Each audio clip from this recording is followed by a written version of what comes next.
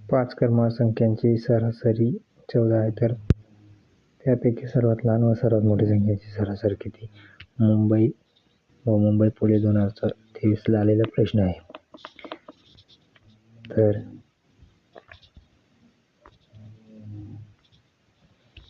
आपण सरासरी सूत्र बघितलं. सरासरी बरोबर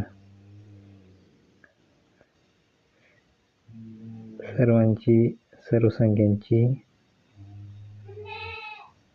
बेरीज भागिले एकूण संख्या. आपली सरासरी 14 आहे.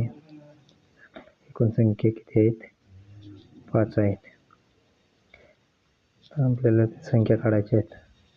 तर 14 गुणिले 5 70 आले. आपल्या बेरीज 70 आहे.